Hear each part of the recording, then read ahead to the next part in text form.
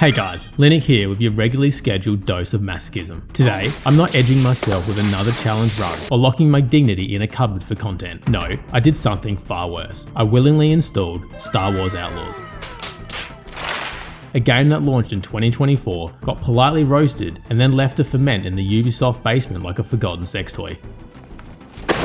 And now, 18 months later, I decided to sit on it again and see if it still hurts. Admired for its gorgeous world building, but was torn a new Sarlacc hole for its punishing stealth and repetitive mission design. It was the gaming equivalent of being smothered by Jabba's sweaty rolls. There were good bits in there somewhere, but you had to dig through a lot of slime to find them. The early game stealth sequences were incredibly punishing, featuring instant fail conditions that made you want to throw your controller across the room. At launch, the speed of physics were janky as hell. Tiny rocks sent Kay flying like she'd been force pushed by Vader. The AI would see you through walls, gunplay became repetitive after the first 2 hours, and you began to wonder why you weren't just rewatching The Mandalorian. This is the way. But Ubisoft kept patching the game and removed most of these instant fail stealth sections, and the speed of collisions were tweaked so the rocks didn't catapult you into orbit. So, I decided to give it another shot, and somewhere between getting my ass clapped and upgrading my coping mechanism to premium, something clicked, which resulted in a wild ride through the criminal underworld of Star Wars that had me simultaneously horny, angry, and surprisingly emotional. So grab your hentai body pillow, your bag of Cool Ranch Doritos, and your favourite personal lubricant. It's time to re-enter Star Wars Outlaws, like a porn star with erectile dysfunction trying one last heroic comeback.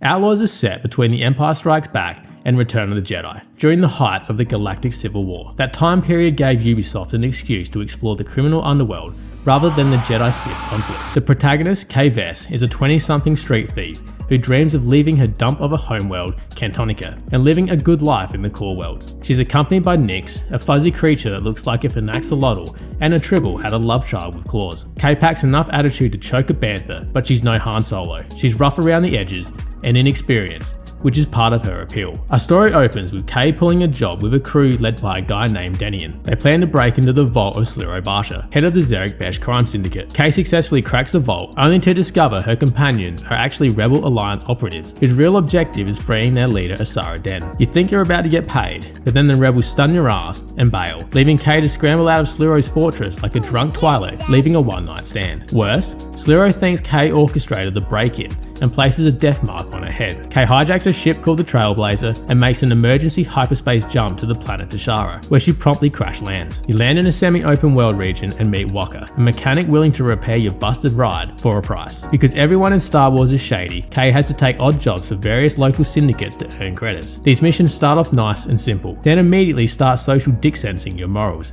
Yeah, boy. Help the Ashiga Clan and suddenly Crimson Dawn wants you dead. Flip it around and someone else is in your DMs threatening violence.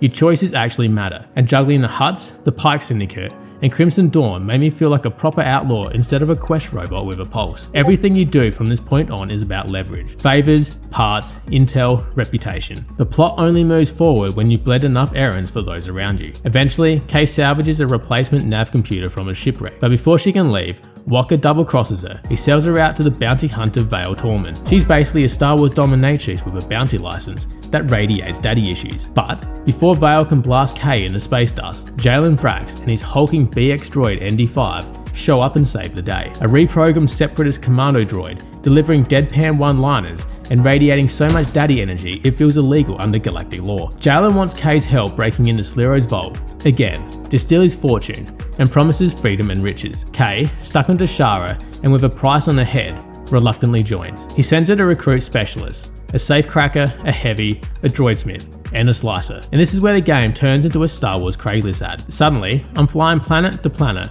assembling the galaxy's most emotionally unstable heist crew. It's basically Ocean's 11 meets Star Wars, but with more Wookiee profanity.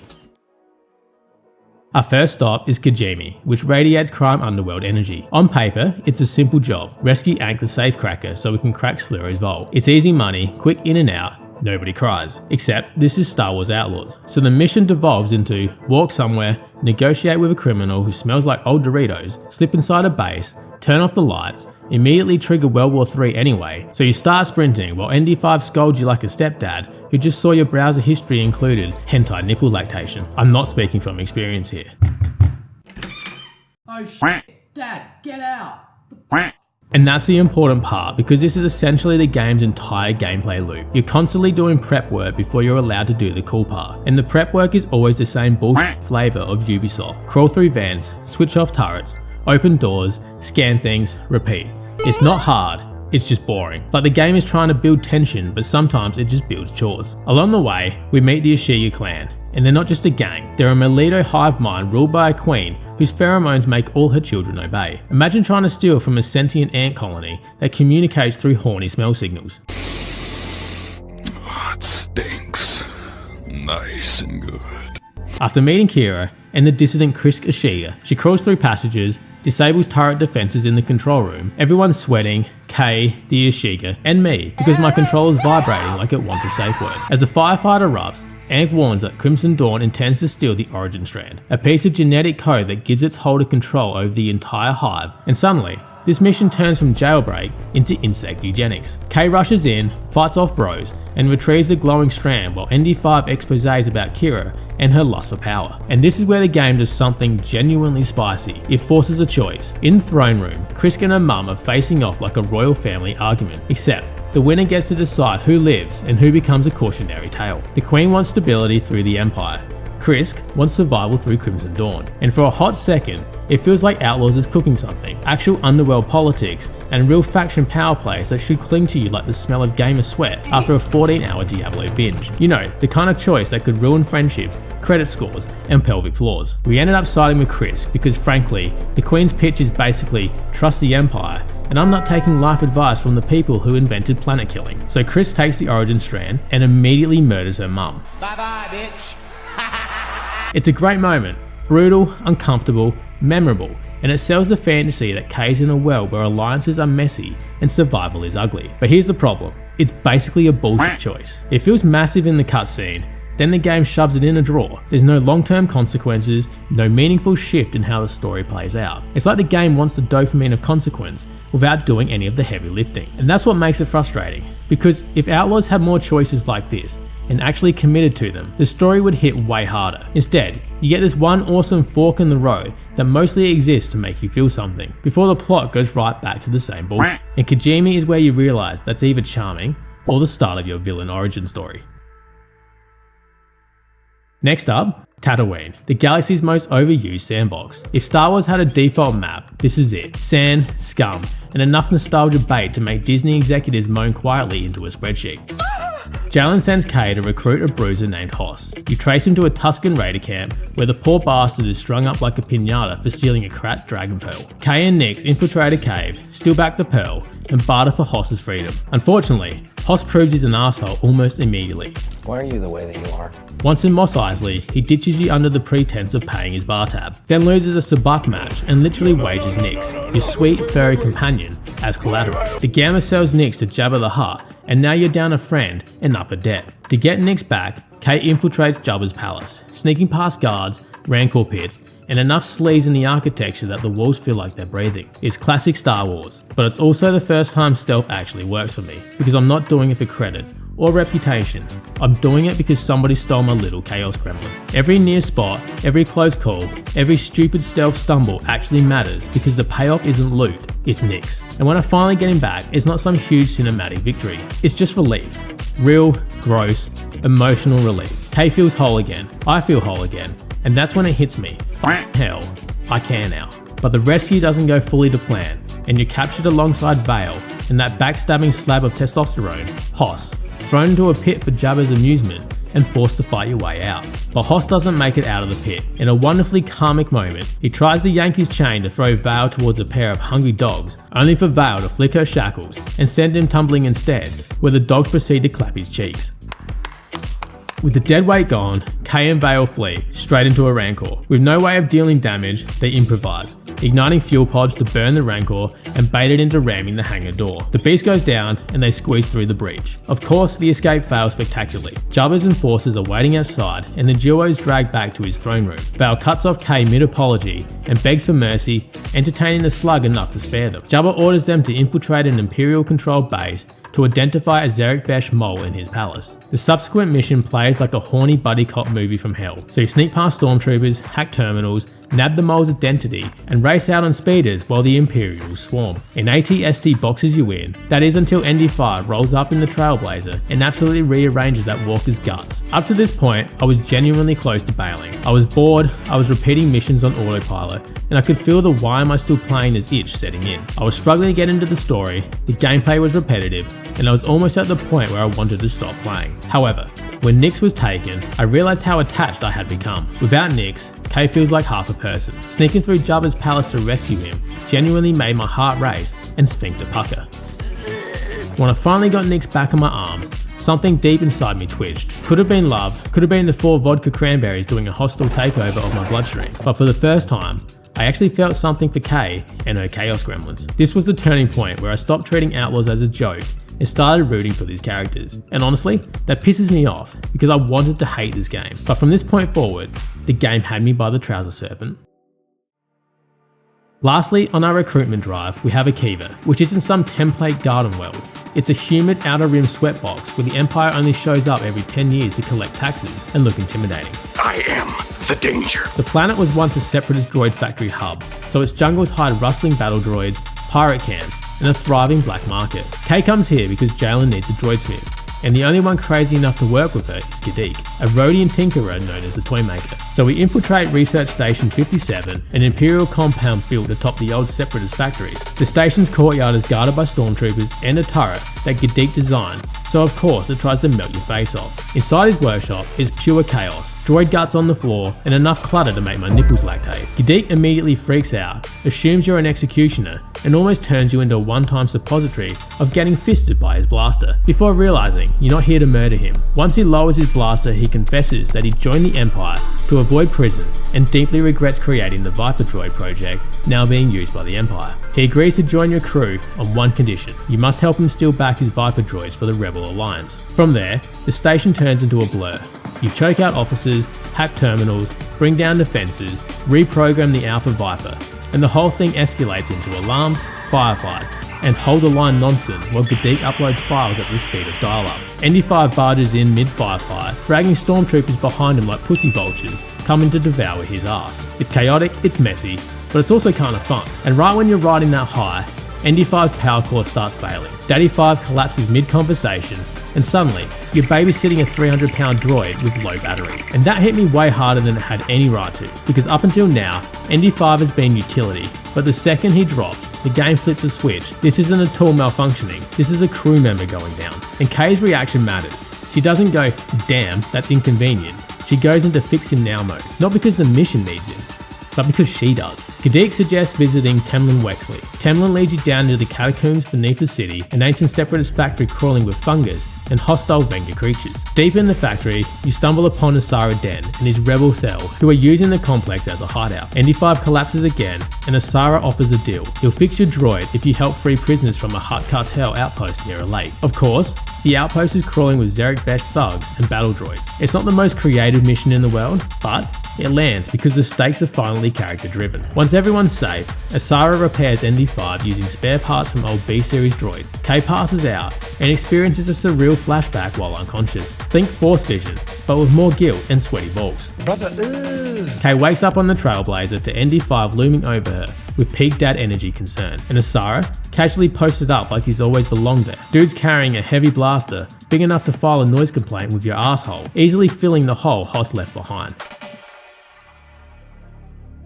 Jalen then recruits the last member, Riko Vess, an expert slicer, and, oh shit, Kay's estranged mother. And Kay doesn't react like, oh wow, hi mum. She reacts like someone reopened an old scar and poured salt into it. Riko taught Kay how to hotwire locks and pick pockets before disappearing when her daughter was a teenager. She claims she left to keep Kay out of criminal life, but Kay sees it as abandonment, and their reunion is a masterclass in passive-aggressive sniping. But Jalen's pitch is simple. Riko is that good. We needed a break into Sliro's security, end of discussion. Kay's furious, but she swallows it because the crew is finally assembled and the clock is ticking. The mission that follows, titled The Truth, forces mother and daughter to infiltrate an Imperial space station to steal Sliro's master keycode. It's a long, tense stealth sequence where one misstep means instant failure. This is peak Outlaws stealth, challenging, methodical, and nerve-wracking. It had me sweating in places I didn't know I could sweat.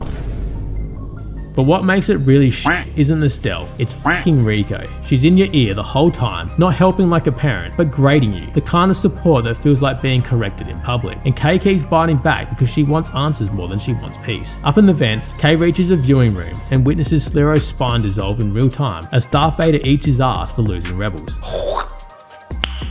Nice. Vader force smashes a blaster rack just to flex, making it crystal clear the Empire doesn't do oopsies. And now Kay understands. Sliro's ISB royalty and Zerek Besh is a puppet operation. After that, the rest of the mission becomes a blur. Sneaking into Sliro's private quarters, stealing the master key code, slipping back through vents, rappelling across gantries above the hangar, and doing the final silent sprint to extraction. And when you finally make it out, it doesn't feel like a win. It feels like Kay just stole a piece of the puzzle and also confirmed something she didn't want to know. Her mother didn't come back because she missed her. She came back because she's useful. And Kay still goes along with her, because even when you're angry, a part of you still wants your parent to choose you. That's the real tension of this section. The code matters, sure, but the emotional heist is watching Kay work with the person who hurt her most, and realizing she's doing it because she still cares.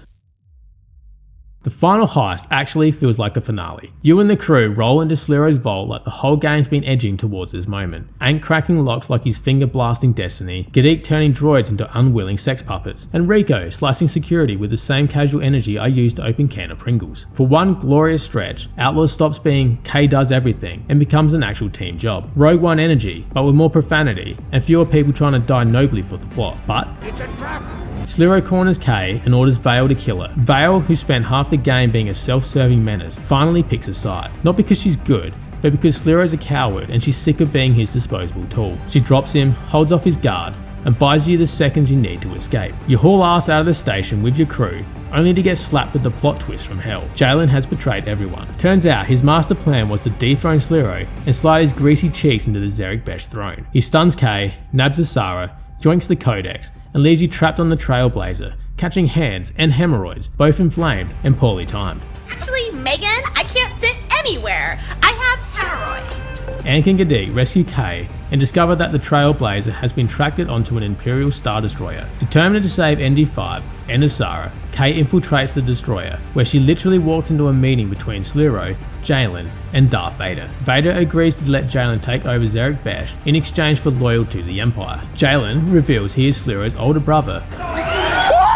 and shoots Sliro in revenge. Then the game throws its nastiest curveball. ND5, fitted with a restraining bolt, turns on you, and what follows is an adrenaline pumping chase through vents and corridors by the one teammate who's been the calm, competent backbone of your crew. It's an instant fail chase, and it works, because it's not just scary robot, it's your robot. The one you've spent the game trusting, the one you just dragged your balls through to hell to keep alive. And the crazy thing through all of this is that us, as the players, almost care more about ND5 than Kay. You're more concerned about his well-being because Kay has plot armor.